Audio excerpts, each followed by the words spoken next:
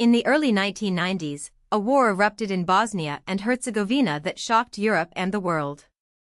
Cities were shelled, neighbors became enemies, millions fled their homes, and atrocities returned to a continent that had promised after World War II, never again. The Bosnian War lasted from 1992 to 1995, but its roots went deeper than a single election, referendum, or border dispute. It emerged from the violent breakup of Yugoslavia, a multi-ethnic socialist federation that had held together different republics, religions, languages, and national identities for decades. Bosnia and Herzegovina was the most mixed of these republics, home mainly to Muslim Bosniaks, Orthodox Serbs, and Catholic Croats. When Yugoslavia began to collapse, Bosnia became the place where competing nationalist projects collided most violently. The result was not just a conventional war over territory, but a conflict marked by sieges, ethnic cleansing, detention camps, mass rape, forced displacement, and genocide. To understand the Bosnian War, it is essential to understand Yugoslavia's structure. After World War II, Yugoslavia was organized as a federation of 6 republics: Slovenia, Croatia, Bosnia and Herzegovina, Serbia, Montenegro, and Macedonia. Bosnia and Herzegovina was unique because no single ethnic group formed an overwhelming majority. According to the early 1990s population breakdown, Bosniaks made up about 44%, Serbs around 32.5%, and Croats around 17%. These identities were tied to history, culture, and religion, but everyday life in many towns was deeply interwoven. Families, workplaces, schools, and neighborhoods were often mixed. For decades, Yugoslavia's communist system suppressed aggressive nationalism while promoting a shared federal identity. But after the death of Josip Broz Tito in 1980, economic crisis, political rivalry, and nationalist mobilization weakened the federation. By the early 1990s, the question was no longer whether Yugoslavia would change, but whether it could survive at all. The first major cracks came in 1991, when Slovenia and Croatia declared independence from Yugoslavia. Slovenia's war was brief, but Croatia's conflict was longer and bloodier, especially in areas with large Serb populations.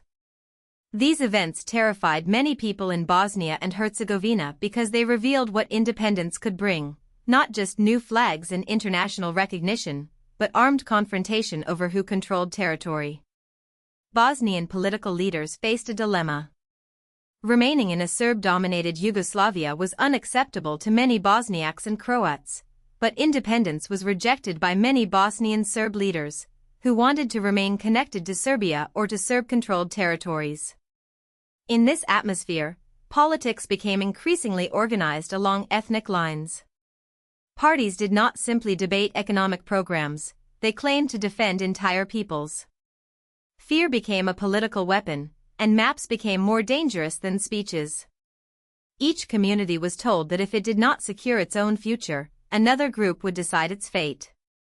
Bosnia and Herzegovina held an independence referendum on February 29 and March 1, 1992. Most Bosniaks and Croats supported independence, while Bosnian Serb political representatives boycotted the vote and rejected its legitimacy.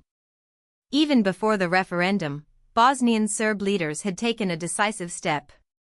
On January 9, 1992, they proclaimed the Republic of the Serb People of Bosnia and Herzegovina, laying the foundation for what later became Republika Srpska. From their perspective, Bosnia's independence threatened to separate Serbs from Yugoslavia and Serbia.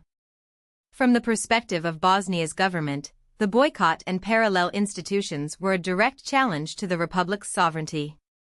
On March 1, Bosnia declared independence, and on April 6, 1992, it received international recognition.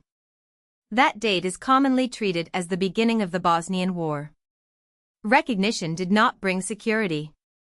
Instead, it transformed Bosnia's internal crisis into an internationalized conflict over borders, identity, and survival.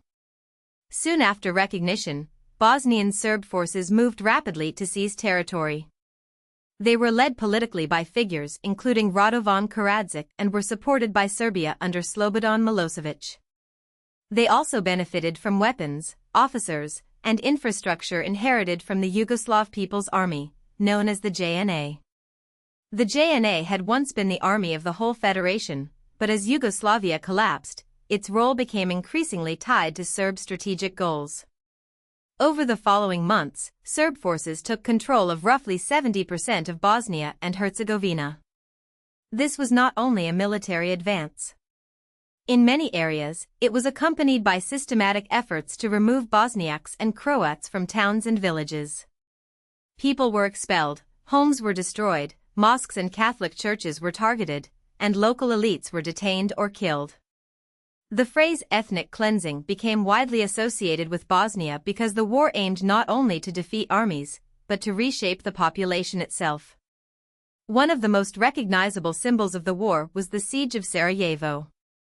Bosnia's capital had been known for its multicultural character, a city where mosques, churches, and synagogues stood close together and where the 1984 Winter Olympics had once projected an image of international openness.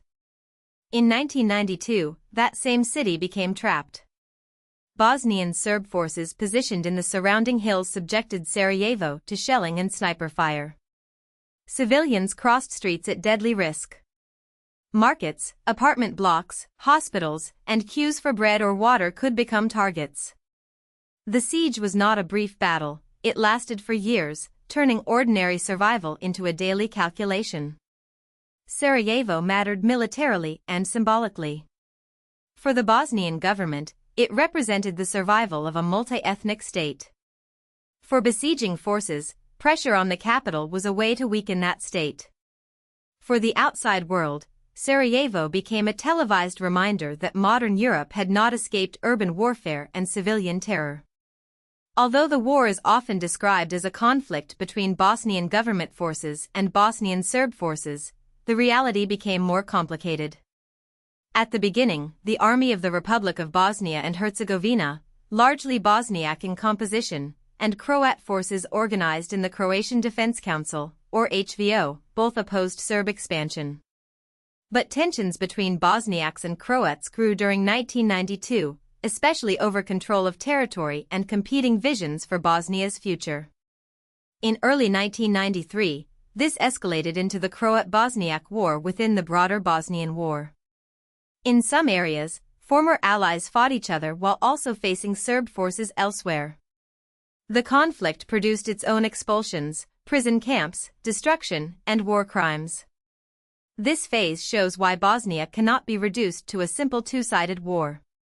It was a shifting battlefield where alliances changed, local commanders held power, and civilians were often punished for the identity assigned to them rather than anything they had personally done. The war's brutality was not limited to battlefield deaths. It included mass detention, forced displacement, and widespread sexual violence. Estimates suggest that over 2.2 million people were displaced, making the Bosnian War, at the time, Europe's most violent conflict since World War II. Entire communities were emptied. Families fled with whatever they could carry, often crossing front lines, borders, or mountains to reach uncertain safety. An estimated 12,000 to 50,000 women were raped during the war, with most victims being Bosniak women and many assaults attributed to Serb forces, though abuses were committed by multiple sides. Sexual violence was not simply a byproduct of chaos. In many cases, it was used to terrorize communities, humiliate families, and force people from their homes. This is one reason the Bosnian War became central to later international discussions of war crimes, crimes against humanity, and the prosecution of sexual violence in conflict. By 1994, the balance of the war began to shift. The Bosniak-Croat conflict was brought to an end through the Washington Agreement, which created the Federation of Bosnia and Herzegovina and re-established a Bosniak-Croat alliance against Republika Srpska. This mattered because the Serb side had been strongest when its opponents were divided. At the same time, the question of arms became increasingly controversial. The United Nations had imposed an arms embargo on the former Yugoslavia, but critics argued that it froze military advantages in place, leaving Bosnia's government weaker than Serb forces that had inherited JNA weaponry. Some outside actors ignored restrictions. Pakistan, for example, supplied anti-tank missiles to Bosnian Muslim forces despite the UN ban. On the ground, military developments combined with diplomatic pressure. The war was no longer moving in one direction. Serb forces still held large areas, but their early momentum was fading as opposing forces coordinated more effectively.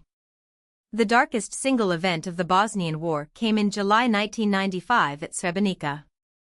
Srebrenica had been declared a UN safe area, but that label did not prevent disaster. Bosnian Serb forces captured the enclave, and in the days that followed, more than 8,000 Bosniak men and boys were massacred. The killings were organized, systematic, and later recognized by international courts as genocide. Srebrenica became the only incident in Europe since World War II legally recognized as genocide. Its significance is difficult to overstate. It exposed the failure of international protection, the limits of peacekeeping without the will or ability to use force, and the horrifying logic of ethnic cleansing carried to its most extreme conclusion. For survivors, it was not an abstract legal category but the destruction of fathers, sons, brothers, and entire family lines. Srebrenica permanently changed how the world understood the Bosnian War. Srebrenica and other attacks, including the Markale Market massacres in Sarajevo, intensified pressure for international action. In 1995, NATO launched Operation Deliberate Force, an air campaign targeting positions of the Army of Republika Srpska. This intervention did not happen in isolation. It came after years of failed ceasefires, humanitarian crises, and growing evidence of atrocities. NATO strikes, combined with offensives by Bosniak and Croat forces, changed the military and diplomatic equation. Leaders who had resisted compromise faced increasing pressure to negotiate. Ceasefires were agreed in September and October 1995, opening the way for peace talks. The intervention remains debated in discussions of humanitarian action, sovereignty, and delayed response. But in the context of the Bosnian War, NATO's 1995 campaign was a key factor in pushing the conflict toward an end. It demonstrated that outside military pressure could alter calculations that diplomacy alone had failed to change. The war formally ended through the Dayton Accords, initialed on November 21, 1995, after negotiations in Dayton, Ohio. The agreement preserved Bosnia and Herzegovina as a single internationally recognized state, but divided it internally into two main entities, the Federation of Bosnia and Herzegovina and Republika Srpska.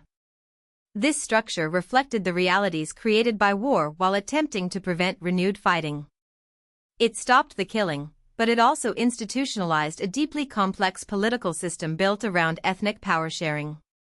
The human toll was devastating. Estimates suggest that over 100,000 people were killed. Millions had been displaced, and many never returned to their pre-war homes. International justice followed. By early 2008, the International Criminal Tribunal for the former Yugoslavia had convicted dozens of individuals, including Serbs, Croats, and Bosniaks, for war crimes connected to Bosnia. The Bosnian War ended on paper in 1995, but its legacy remains visible in memory, politics, borders, and grief. If you found this helpful, please like this video and subscribe for more explainers.